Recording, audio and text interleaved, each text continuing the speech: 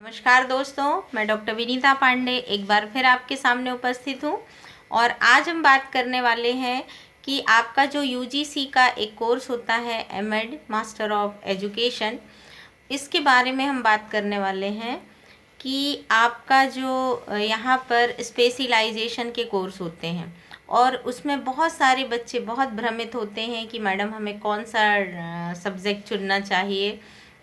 और मेन ये है कि उस सब्जेक्ट को चुनने से हमें फ़ायदा क्या होता है और आने वाले समय में जब वो जॉब में या आपके समाज में एक अच्छे शिक्षक बन के निकलते हैं तो उनका क्या यूज़ होता है। इस तरह के काफ़ी सवाल आते हैं और यूट्यूब पर भी एमएड के जो भी वीडियोस हैं जो सबसे ज़्यादा लाइक किए जा रहे हैं और उनके बारे में लोग मुझसे ये बहुत सारे सवाल करते हैं।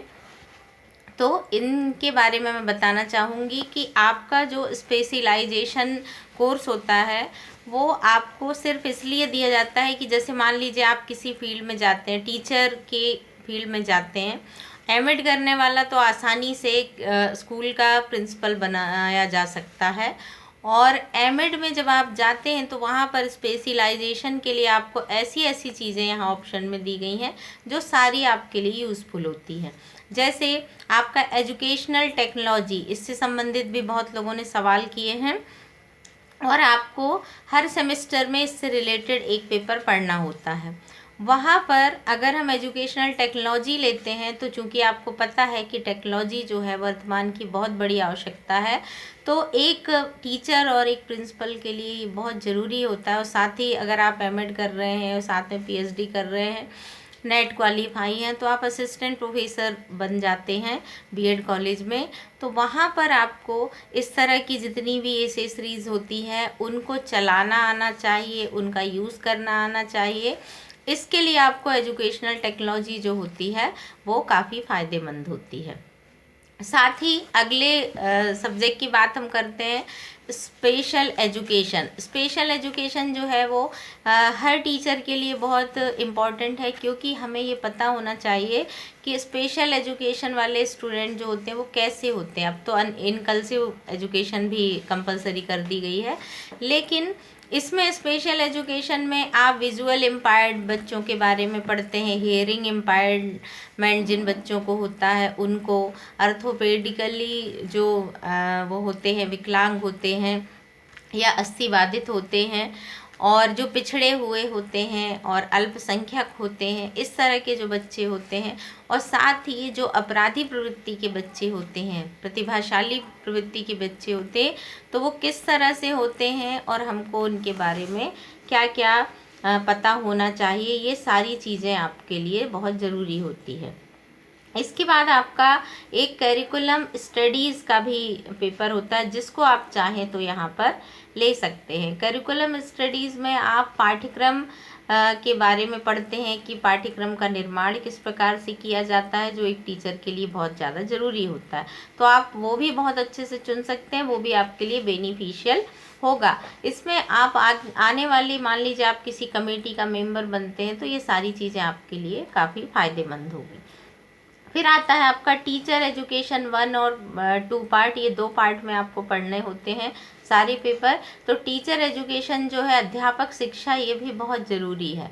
और अध्यापक शिक्षा किस किस माध्यम से कराई जाती है, दूरस्थ शिक्षा महाविद्यालय होते हैं, इस तरह की बहुत सारी चीज़ें हमको अध्यापक शिक्षा में मिलती है कि उसमें हमें क्या क्या करना चाहिए, किस रेंज के विद्यार्थियों को, किस एज के विद्यार्थियों को कहाँ तक के शिक्षक पढ़ा सकते हैं, और अध्यापक शिक्षा के लिए ज़रूरी चीज़ें क्या हैं, ये एक शिक्षक के लिए जानना बहुत ज़रूरी होता। फिर आपका आता है educational administration. Educational administration and management का एक पेपर होता है जो बीएड में भी अच्छा होता है, मैंने भी उसको लिया था। और इसके लिए ये ज़रूरी होता है कि आप जैसे मान लीजिए कहीं के प्रिंसिपल बनते हैं, तो आपको मैनेजमेंट और एडमिनिस्ट्रेशन, प्रशासन और प्रबंधन, दोनों का बहुत ज़्यादा ज्ञान होना ज़रूरी रहता है। जब आप किसी फील्ड में उतरते हैं, मान लीजिए आप कहीं प्रिंसिपलशिप के लिए अप्लाई करते हैं, वहाँ आप यदि एजुकेशनल एडमिनिस्ट्रेशन एंड मैनेजमेंट का चुनाव करते हैं तो आपको ईज़िली वहाँ पर पास कर दिया जाता है, क्योंकि वहाँ पर उनको ये पता होता है, आपके सीवी में होता है, आपके बायोडाटा में और आपकी एमएड की मार्कशीट में ये होता है कि आपने एजुकेशनल एडमिनिस्ट्रेशन और मैनेजमेंट की पढ़ाई की हुई है। साथ ही आपका एक पेपर और होता है गाइडेंस एंड काउंसलिंग।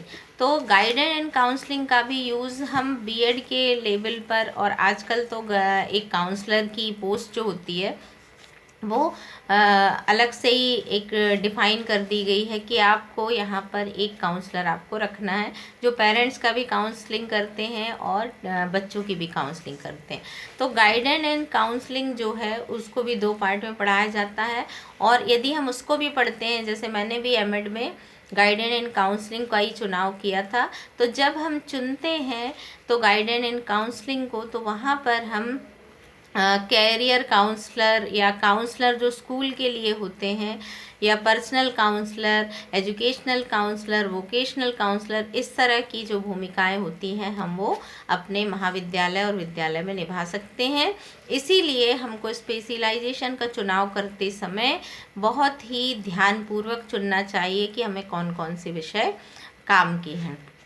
आशा है आपको ये चीज़ें समझ में आएगी। और किसी किसी यूनिवर्सिटीज़ में आपका इन्वायरमेंटल स्टडी भी शामिल की गई है, तो ये भी आपके पर्यावरण शिक्षा, पर्यावरण जागरूकता, ये सारी चीज़ें ज़रूरी हैं एक अध्यापक के लिए और साथ ही एक प्रबंधक के लिए, प्रिंसिपल के लिए। तो इस तरह का जो स्पेशलाइजेशन कोर्स होता है वो आपके भविष्य में आपको एक नई दिशा प्रदान करता है। आशा है कि आप सभी के डाउट क्लियर हो गए होंगे, और जो भी आपकी समस्याएं हों वो आप मुझे कमेंट बॉक्स में कमेंट करें, मैं उनका जवाब देने की ज़रूर कोशिश करूँगी। तो आज के लिए बस इतना ही। धन्यवाद।